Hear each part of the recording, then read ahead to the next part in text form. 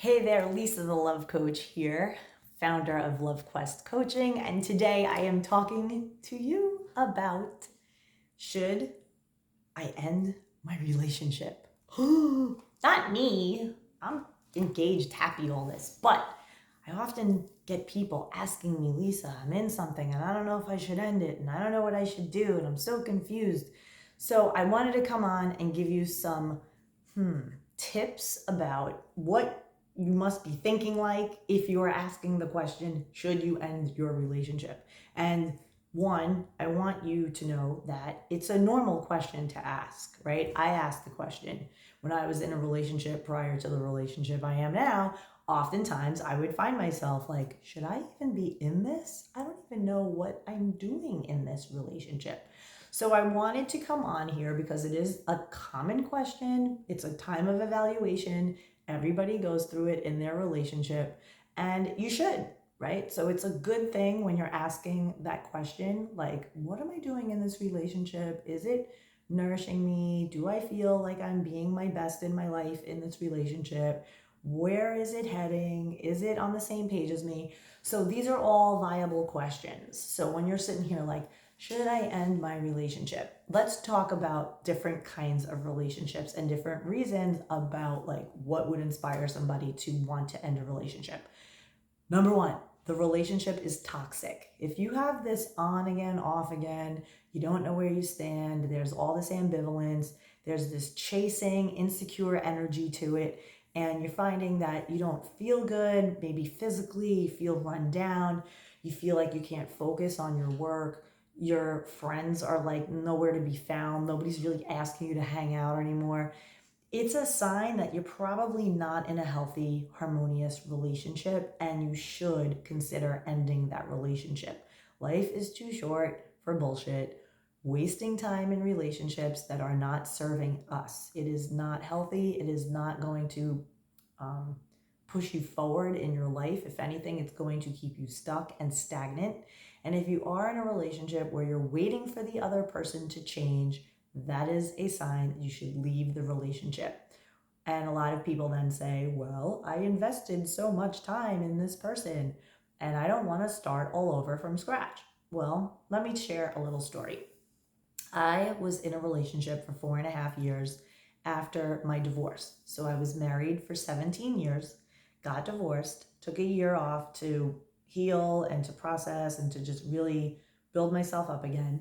And then I started dating. And when I started to date, I got really clear on what I wanted at that time and I manifested it. I was in a really happy, fun relationship for 4.5 years. But somewhere around year 2, I started to wonder, am I in this right relationship? Like, is this relationship going to um, last my whole life? Like, is this the person for my whole life, or is this the person for now? And I would think about our values and I would think about how I changed from when I first started that relationship to where I had progressed 2 years in. And the things that I wanted started to change and shift. I went from not really caring if I got married again to all of a sudden wanting to know how I would show up as a wife with the level of wisdom and the healing that I had done. And I just wanted more than a fun playmate who lived 5 blocks away. I wanted to merge lives and I wanted to build something extraordinary with somebody. So the more I talked about that with the person I was with, the more resistant I saw that they were. They would get quiet or they would yes me to death, but not really do anything. They weren't taking the lead. I felt like I was much more in my masculine energy, trying to make things happen, trying to progress the relationship. And I didn't like the way that felt. I wanted to be with a man who would take the lead. I wanted to be um, wanted and pursued and a man that can say, hey, this is the vision for my life and I want to know what you think about it because I'd love for you to be a part of it with me. I want you with me. And this man that I was with at the time, bless his heart, great guy, but not a commitment guy. He is a super fun, super generous, amazing, polite, kind, gentleman guy. But he was that for me for a time in my life where it was a fit. So I share this with you because it is a very difficult decision when you're like, oh, should I break up with this person? I was very conflicted when I was with this person. He was amazing to me. Why lived 5 blocks away? It was a perfect, convenient relationship. Why would I end it? But you cannot prevent the pull, that inner that comes when God or your creator, or whatever you want to call it, is pulling you forward towards something else, something that's going to help you evolve and get to the next level in your life. And you can't resist that. If you do, you're always going to feel out of sorts. So another way to tell that you possibly are, outgrowing a relationship and that you should end a relationship is this inner restlessness, like a calling, like you feel like you want to move to a different city, which is what I did, or you feel like you're literally outgrowing your life. It's this feeling of there's something more out there for me, and I'm afraid that if I remain in this, I won't be able to see what else is out there for me. Now, people give this a bad rap. Oh, that's bigger, better deal thinking. You know what? Maybe, right? We're here for us. We're here to live our best life. We are put on this planet by our Creator to thrive and to succeed and to achieve.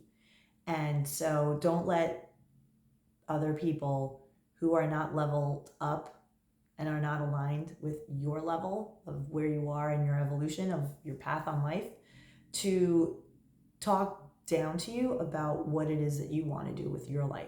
If you feel like you want to move to a new city, or you want to move out of a relationship because it's as far as it can go for you, you have every right to do that. And it doesn't mean that there has to be animosity or that any kind of awfulness has to happen or any drama. I have like no drama with my ex at all. None. Like he can see me walking down the street and we'd be like, oh my God, hi, how are you?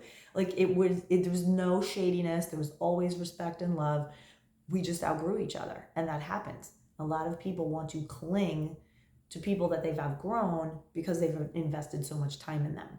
But fact of the matter is, if you are being called forward, if you are feeling something in you that you just have to address and answer, don't silence that inside of you. That is God's calling. That is God pushing you forward to something amazing.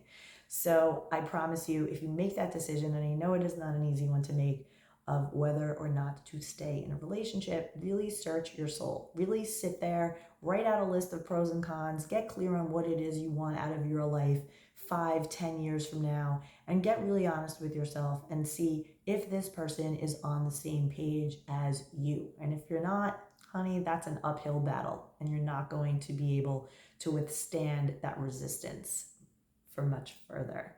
So I'm Lisa Concepcion. If you like this content, feel free to like the channel, subscribe to it too. And if you want to find me on other social media platforms, you can by searching at Lisa the Love Coach. I also have a free love life assessment that you can go take at LoveQuestCoaching.com. That's LoveQuestCoaching.com. You will see a little button there. Take your free love life assessment, and you will be able to give me all kinds of questions and things that you have specifically to your situation that I can help you out with for free. So thanks again for watching, and I look forward to connecting with you again soon. Bye.